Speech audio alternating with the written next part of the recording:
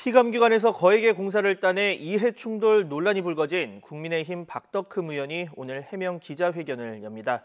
더불어민주당은 제명 조치한 김홍걸 의원에 이어서 이스타항공 대량 해고 논란에 휩싸인 이상직 의원에 대해서도 중징계를 내릴 것으로 보이는데요. 국회 취재기자 연결해보죠. 송재인 기자. 네, 국회입니다. 네, 관련 논란이 불거진 뒤 주말 내내 침묵을 지켜왔습니다. 이 피감기관 수주 논란인 국민의힘 박덕흠 의원 곧 기자회견 연다고요?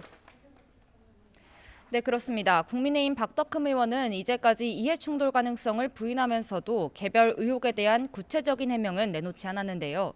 오늘 오후 2시 회사 관계자들과 기자회견을 열고 의혹에 적극적으로 반박할 예정입니다. 피감기관에서 대규모 공사를 수주한 게 문제라지만 공개 입찰을 통해 따낸 사업이라 뇌물성 공사도 아니고 이해충돌도 아니라는 겁니다.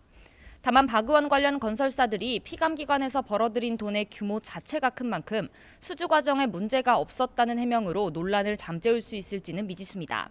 이제까지 제기된 의혹을 종합하면 박 의원과 가족, 측근의 회사가 벌어들인 돈은 2천억 원에 달하는데요.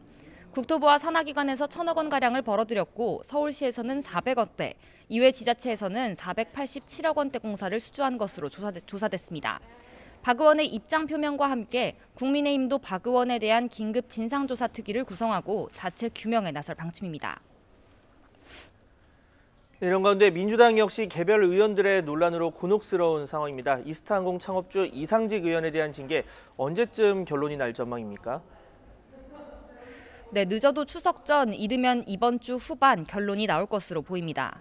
민주당 핵심 관계자는 YTN과의 통화에서 이상직 의원에 대한 조사를 마치는 즉시 징계를 내릴 예정이라고 설명했는데요.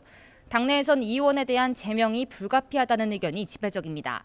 이스타항공 대량 해고 사태와 250억 원대에 달하는 임금 체불이 민주당의 노동정책과 정면으로 맞서기 때문에 창업주로서 이 의원이 책임을 질 필요가 있다는 겁니다.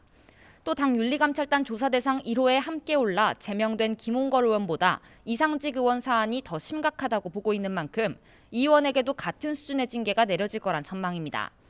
민주당은 이 의원 논란을 빨리 정리할수록 국민의힘 의원들의 이해충돌 논란에 대한 공세에 더 힘을 실을 수 있을 것으로 기대하고 있습니다. 네, 이런 가운데 4차 추경안 처리 시한은 하루 앞으로 다가왔습니다. 막판까지 진통이 계속되는 모습을 보이고 있죠. 네, 그렇습니다. 앞서 여야는 재난지원금을 추석 전에 지급하기 위해 내일 추경안을 처리하자고 합의했는데요. 시한을 하루 앞두고도 핵심 쟁점은 여전히 풀리지 않고 있습니다. 민주당은 전국민 통신비 2만 원 지급을 고수하며 원안대로 내일 통과시키자는 입장인 반면 국민의힘은 통신비를 빼고 독감 무료 예방접종 등 대안 사업을 진행하자고 맞서고 있습니다. 양당 원내대표의 발언 직접 들어보겠습니다.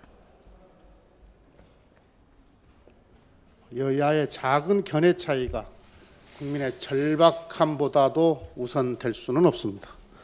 4차 추경안이 약속대로 내일 처리되어서 대표가 취임하고 처음으로 건의했다고 해서 또 대통령께서 국민에게 작은 정성이라고 했다고 해서 끝까지 고집하지 마십시오.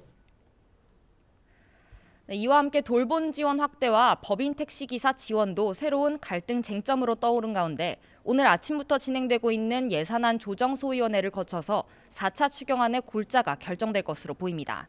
지금까지 국회에서 YTN 송재인입니다.